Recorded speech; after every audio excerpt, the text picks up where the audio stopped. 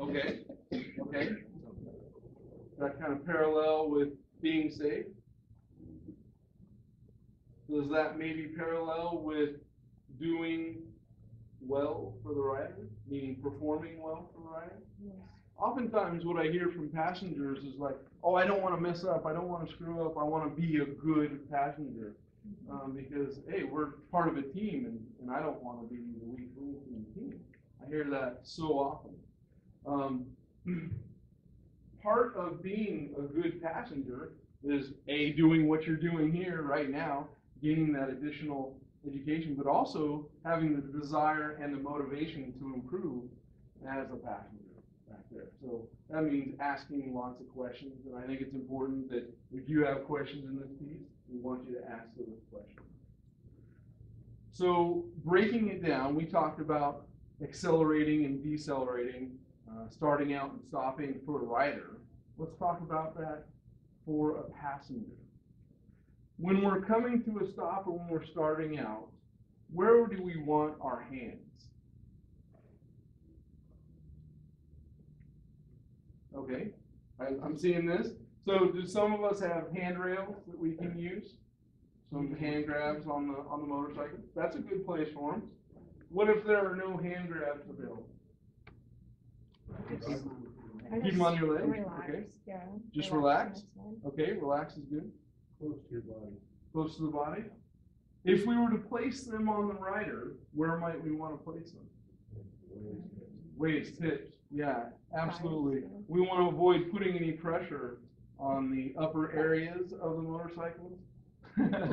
We want to avoid doing that kind of stuff because the rider has to control the handlebars. They need to be loose to be able to control the handlebars. Adding additional weight or pressure on the upper body can actually inhibit the rider from doing what they need to do. Okay, good. So we know where our hands are. How about our feet? When we're starting off and stopping, what are we doing with our feet? On the rest. On the footrest. Okay? How are they being used on the footrests and the foot pegs? Evenly. Evenly? Mm-hmm. Okay. So we're not creating an imbalance from left to right. Okay? If we're stopping, could we, especially if we have foot pegs, could we push back? Yes. Yeah, we could. We absolutely could. Okay. Like Yeah, on a we could horse. squeeze. Absolutely. We could squeeze our knees. Yep, absolutely. How about when we're taking off? Could we use, especially on foot pegs, we use our feet to keep our weight forward? Yeah, absolutely. So we can do things with our feet that can help the rider out on acceleration and deceleration. Okay, low speed maneuvering. What kinds of things are we doing with low speed maneuvering? We kind of talked about this earlier. What's that? Stopping and starting. Stopping and starting. On turning, we can counterweight. Yeah. So when we're going into a low speed maneuver, we can counterweight. We can reposition our body. Does that seem like an active position to be in as a passenger? Yeah, absolutely. As a passenger, we can really help that rider by making sure that we're moving and we're moving at the right time. Is a U-turn at an intersection a good time to practice that for the first time? Probably not. Probably not. There again, we're going back to the church parking lot next to the hospital. We're going to work on that counterweighting skills. Because you're going to find out when's the best time to position your weight, reposition your weight. It's not during the turn, it's going to happen before the turn. And it gives the rider a chance to feel what that feels like. Okay? So when we're practicing, we're going to be able to gain some consistency so that when we're out on the road and we're needing to flip that U-turn, that everybody's on the same page. How about high-speed cornering? What are we doing now as passengers? What kinds of things are helping you? Leaning in, okay. So you're leaning into the turn. Good. What he's doing. Ah, you're mimicking the rider. Okay, good, good. And I noticed you kind of shifted your body over there. Okay, yeah, we could look through the turn. We could use our vision to look through the turn, and we can do that by just peeking over the shoulder of the rider. Funny thing is, when you throw somebody on the back of the bike and for the first time to them, and you lean that bike into the corner, what's their typical first response? Lean the other way, lean the other way. What do you think causes that reaction, aside from the feeling of leaning into the turn? No experience with the motorcycle. No experience with the motorcycles? Fear? Well, where do you think their vision might be? Right at the Right there. Oh, that's coming by really, really fast. And I know that stuff hurts. Right? So I'm going to do this because I don't want to be anywhere near that. So when does the information about cornering take place for that passenger before you even get on the motorcycle, right? We're going to tell them what sensations they might experience and how to cope with that sensation. Just peek over my head where you see me looking, and that's where I want you to look. That can help both the rider and the passenger. You bet. Going back to the slowed triangle, do you think the bike would corner if the passenger was closer to the rider? Yeah, it would handle much better on the basis of mass centralization. If the passenger moves closer to centralize that mass a little bit more, the bike's going to handle better. Absolutely. How about crossing over obstacles? As a rider, we didn't talk about this as a rider, but what kinds of things do we do as riders when we're going to cross over an obstacle in the roadway? Slow as much as you can before. Slow as much as you can before. Stand up, accelerate it. Stand up, Slow down again. accelerate. Signal. Okay, so you could signal the passenger. Oh, good, you got some hand signals going on. When does the hand signal take place? When does that discuss? Before, there's that C word again, communicating before, absolutely. Absolutely, yeah. So if we, as a rider, are standing up to cross over that obstacle, what do you think the passenger might want to do? Passenger's going to stand up too. Passenger's going to stand up too, and that's going to take some advance notice. You got that hand signal going. It's going to take some advance notice of that. So a great place to practice that technique of standing up before crossing over an obstacle might be speed bumps in a parking lot. That's a great way to figure out the rhythm and figure out how you're going to be able to accomplish that. Because yes, speed bumps are obstacles, and we can treat them like that. As a rider, we also want to make sure that we're crossing over that obstacle at 90 degrees or get as close to it. Anything less than 45 degrees, we can have some big time issues. So we want to make sure that we're approaching that at 90 degrees. Okay, good. And as a passenger, and it's okay, who here has fallen asleep before? Okay, and this is my message to you. If we're going to be able to do things like cross over an obstacle by standing up, if we're going to be able to corner well at speed, that means that we as passengers have to ride with a purpose and have to ride with intent. And I know that can be a challenge, especially after a long day in the saddle, 400 or 500 miles. I know that can be a challenge. But it's something that we can, if we're active in the riding process, it's something that can help keep us mindful and in the moment and riding well with that rider. Are there any concerns from passengers about other scenarios that we haven't covered? The big thing here is if there's a scenario that we haven't covered yet, we'd like to know about. A car pulling out in front of you. Car pulling out in front of you. Which hazard avoidance technique are we using? Swerving or braking? Yeah. It depends. Okay, so it depends on the situation. Clear space to swerve. Okay. All right, If so you let's didn't, you would use your brake, I suppose. So let's talk about both of them so we got that covered. Okay, a swerve is going to happen really quickly, and it's basically 2 consecutive counter steers, 1 to avoid, 1 to press back. Because the bike is moving underneath the rider, so quickly, and also the passenger. As passenger, your upper body stays straight and you stay as relaxed as possible. When we tense up, we prevent, when we tense up, we prevent that bike from moving freely underneath us. So stay loose, stay relaxed, and keep your body upright and let the bike move beneath you. So that's hazard avoidance through swerving. Braking, we can go back to the old model. We can use our legs to push back. We don't want to necessarily use our hands against the motorcyclist if we can avoid it. If we do use our hands against the motorcyclist, keep it down low, around the waist, that sort of thing. And keep your head and eyes up, making sure, by keeping our head and eyes up straight, we're not shifting the bike to one side as we're coming to a stop. Because what do we know about a bike if the handlebars are turned and we're trying to come to a stop? Yeah, there's a greater chance that we're going to lose traction. Right? So we're going to avoid that. Good question. There's also my buddy Stubbs right here pulling out into the main road. There's gravel. Okay. From debris, rain debris or whatever. So just when you're pulling out, you gas it a little bit. Just kind of fishtails out on you. Okay, great. Is there any concern if a rear tire loses traction like that for pulling out a little bit of gravel? Not a whole lot. Not a whole lot. Do we have any dirt bikers here?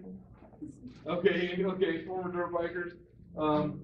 One of the sayings is that when you grow up riding dirt and you're a dirt biker, you're so used to the bike just moving around that it's just kind of second nature happenstance. If a bike should do that on the street, there's really no cause for alarm. The great thing about these bikes, especially a lot of the bikes that you're riding, there's a ton of caster. So what it wants to do is just come straight. The chassis wants to get in alignment, and so just let it do its thing. As a rider, really what we're going to do is we're going to stay on the throttle, maintain steady, constant throttle, maybe even a little bit more. I know that sounds a little counterintuitive, but maybe even a little bit more throttle might be helpful. Last thing we want to do in that situation is chop the throttle by rolling off or apply brakes. So just kind of let it ride. Again, it's a situation where if the bike is sliding out like that, we as passengers aren't going to have a ton of time to really react to that. So it's just a matter of keeping our body upright, keeping it straight. Yeah, that's a good question. It's not cause for alarm. It's natural. And the way I like to think about it is that if a bike isn't moving around, then I'm disconnected from the roadway, and I want a bike to move around a little bit so I can feel where my traction limits are, that sort of thing. So it's perfectly fine. And if we think about it, if we kind of change our perspective, if we say, my expectation currently is the bike shouldn't be moving, then it's going to surprise us when the bike does move. So if we change the expectation and say, it's okay for the bike to move, and that's all right, I can feel that bike moving around, then we're not surprised as riders and passengers. So it's kind of a matter of changing expectations of what the bike should be doing. Great, good stuff. Anybody else have any scenarios they want to talk about? Yeah.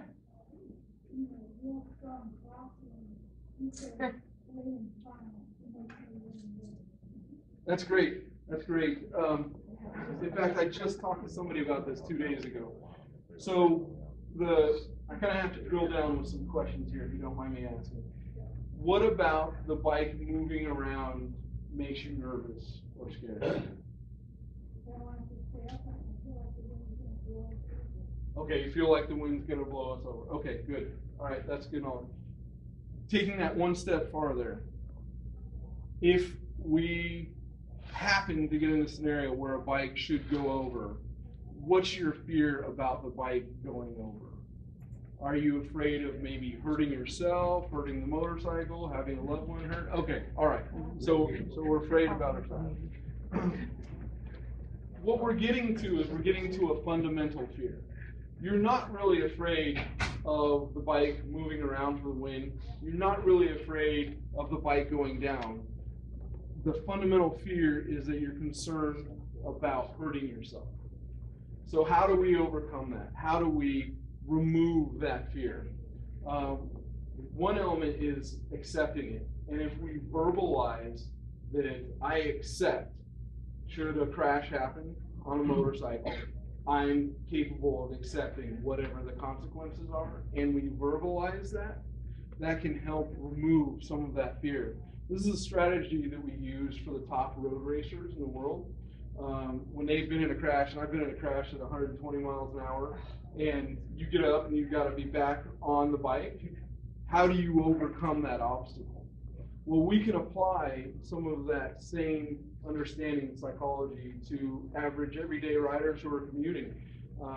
The last thing we want is to have fear interfere with how we ride, how we're capable of riding. So to eliminate that fear of being hurt in a crash, we've got to actually vocalize, I am okay, I accept the consequences should I be in a crash. Now let's talk about some of the rational reasons why you're okay with the crosswind.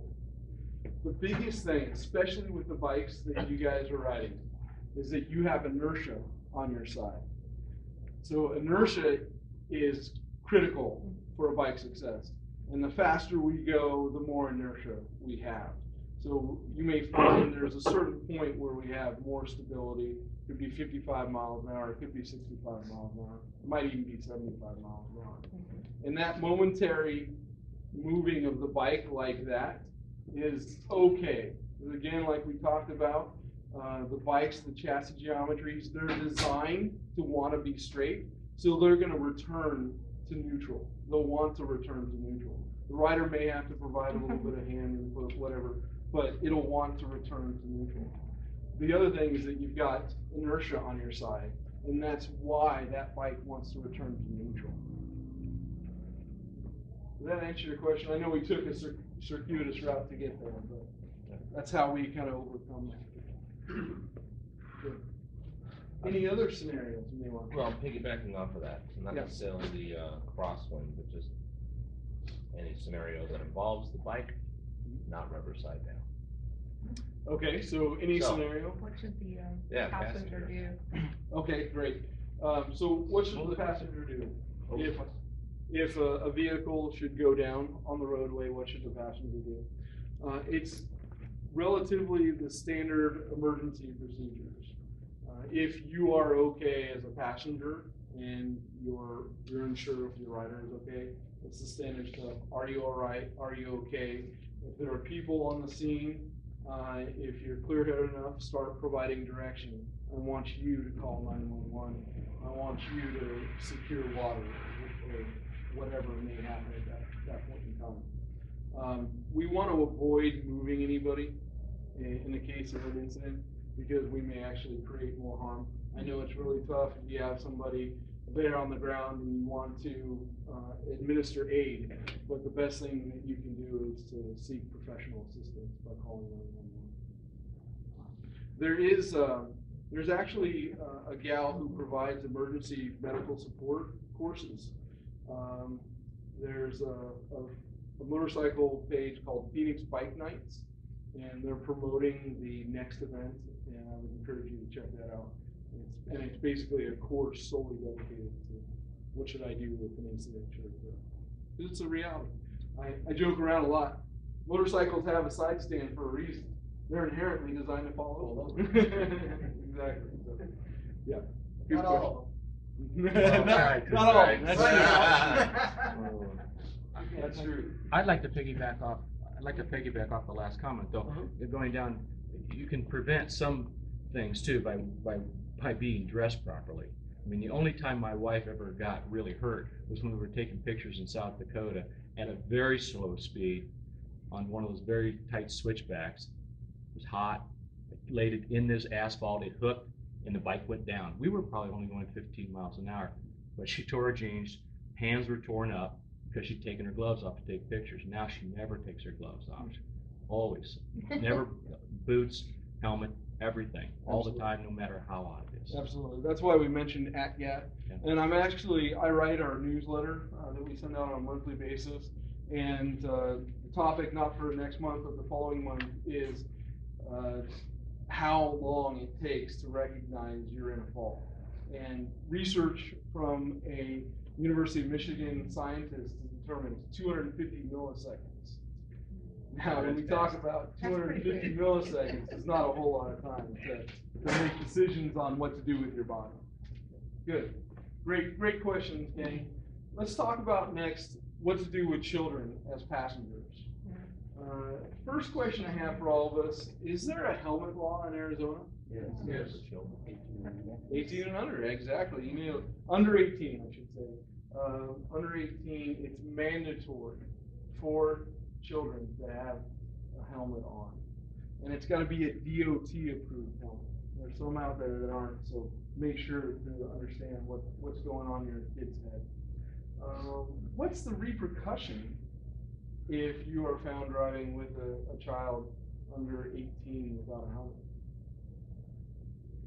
You could get arrested for child endangerment. That's exactly right. It's a class 5 felony. Wow. Yeah, it's That's a not big light. hit. I'm sorry? Big hit. It's a big hit. Yep. And so it's money, it's attorneys, it's all that stuff we don't really want to be involved with. I kind of laugh about this because my first riding experience was my uncle putting me on my gas tank on my grandparents' farm at 5 years old. And I think, whoa, we've come a long ways. And so making sure if we do use children on our motorcycles or put them on our motorcycles that we're keeping them with the ACT in mind, keeping them in protected gear at all times. Is the eye protection required for a passenger? Yeah. Eye protection is required for a passenger. Now this is with respects to children under 18. What about foot pegs? If you have a passenger, you have to have foot pegs of some kind on it. Important for children is they've got to be able to reach their own foot pegs. Yeah. So if you've ever seen a picture with dad, mom, sandwich child, sandwiched in between, yeah, no foot pegs there for them. Again, that's child endangerment, class 5 felony. Okay. Something else to consider about putting children on the back of your motorcycle is what kind of mental capacity do they have? The communication and the discussions that you've had preparing them, do they understand? Do they get it? You know, you may find a 12-year-old who's pretty cute, and you can put them on the motorcycle, no problem. You may find a 10-year-old who's pretty cute, and you put them on. But then there are some 14-year-olds that you wouldn't put on the back of the motorcycle. So make sure to do an analysis, an honest analysis. What's that mental capacity of that passenger? Well, my 3.5-year-old granddaughter would not come near my motorcycle until I took the taillight skulls off my car. Okay. Now she'll come and get her picture taken on and everything else, but she's smart enough to know that the skulls are the bad guys. That's pretty scary stuff. I was concerned walking in here. You're quite a ways from 3.5. And growing up in a family of Harley riders, yeah. I was immersed in that, absolutely. How about passenger belts? Have we heard about passenger belts before? Yeah, there are these things because oftentimes the hamstring of your passenger might not be up to par, so having them on your waist or without any type of hand grab may not be the best scenario. So get a passenger belt that's got built-in handles for them, and that would help them in their riding. All right, so we're all clear on the penalties with what Johnny Law says. Okay, last section, gang. Let's talk about troubleshooting. When Nirvana on 2 wheels goes wrong. First of all, what do we think the first thing is usually the culprit? Operator malfunction. Was it operator malfunction? That's what the passengers think. Air pressure. Maybe there's a difference in expectations. Maybe they weren't communicated well. So let's go back to that C word. If we're having some challenges, let's talk about it. What are the challenges that are actually facing? Why isn't this as fun as it should be? Motorcycling's fun, right? Should be. It should be, yeah, absolutely. It's a good time. Practice. Boy, practicing takes a lot of the issues away. And it's not something we want to do. We want to get to the good stuff right away, right? We don't want to take all this time to practice counterweighting and high-speed cornering technique and all mounting, dismounting. We want to get to the good stuff. But gang, a little work up front is going to mean a lot of fun later. So setting that up early, that's going to be helpful. There is training available for passengers, real-world training through Team Arizona. We've got 2 specific courses. One is called the Confident Rider course. The Confident Rider course, the rider will actually perform the first exercise on their own, and then the passenger will join in on exercise 2 and beyond. And so you can get into a practice area where a coach can actually coach on techniques for both the rider and the passenger. We also have Total Control Level 1 available. This is for both riders and passengers with at least 3,500 to 5,000 miles in a typical year to come out and take Total Control Level 1. It's the highest level of our courses that we offer, and it is incredible. You'll walk out with your brains full and gushing out information. So it's a lot of fun. So that's available to you all. I'd like to thank you, and before we close up the session, I want to ask 2 things. First, I want to ask if you could be a good mentor to other riders. I had a lengthy discussion with Philip about why aren't younger folks coming in, what's preventing them from coming in. If somebody expresses an interest to you about motorcycling, tell them about rider training. Tell them about how easy it is to get started. They don't even have to have a motorcycle. Come learn the good riding habits before you get too many bad habits that you have to spend time breaking. So tell them about rider training. The second thing is, if you found this seminar beneficial, and if you'd like to have more like this, let the dealership know. If you thought it was crap, let them know too. I don't know if you'll find it that way, but either way, the only way we can improve the information is by getting a feel for how you guys responded, your feedback as to how the seminar went. Yeah. I'd like to make an addendum to a lot of what you said. Okay. As a rider, to help some of the passengers, in my own personal experience with riders, if there is a quote-unquote scary scenario with a rider and a passenger, is when you're trying to come to a stop, because not all stops are on a level ground. You may be going uphill or downhill, and one of the my biggest concern is for the rider or the passengers who start moving around. You're trying to come to a stop, and it's like I would think it's like a triple-edged sword, because not only do you have to keep the bike in balance so you can come to a stop, but when you come to a stop, you got to be able to put your feet down, to keep the bike upright. And a lot of passengers they can't comprehend, because they're not in control of the bike. You are. That's a great point. That is what we call a context issue.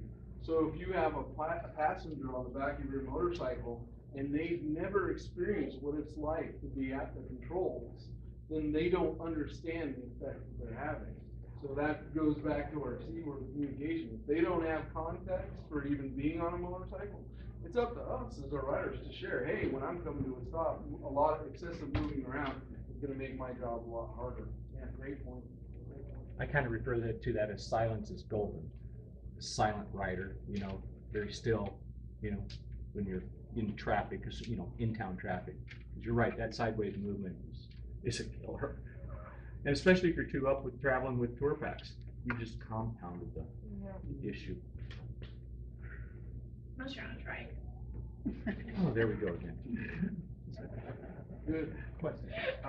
Just because a bike have a seat for a passenger, does that necessarily make it a bike for 2 people? Oh, And the reason why I ask is because I'm on the freeway and I'm like, oh my God, that looks dangerous.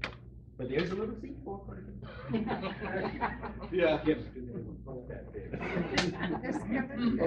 A funny personal story, my cousin and his wife started riding, and he bought a motorcycle, and about 3 months later, kept warning him, hey, spend more time, don't put your wife on the back, spend more time. Oh no, we're going to hot August nights. And I said, and they were in Portland, Oregon, so Portland to Reno was the trip that they were gonna take. Yeah, and I said, I thought you got a solo seat on that. And he goes, oh no, there's a back seat on that. And I said, send me a pic of that motorcycle. And it was that big of a pad. And I said, oh, she is not gonna like that. Please, please. About 45 miles away, she demanded that they turn around. He rode and she drove. And, that's just how it worked out. So you're right. We've got to have a little bit of common sense, and part of practicing is to find out, hey, does this work? Does this not work for me? And fitment is crucial. That's why we have fitment shops at dealerships, is to find out, hey, these handlebars work, does this seat work? Well, the same thing for the passengers. They've got to have a good environment for riding as well, and that includes a comfortable seat, one that provides them support and durability over a long ride. And my last question is, when you're riding too and you're braking, you know, coming to a stop, is there a preference, front or back?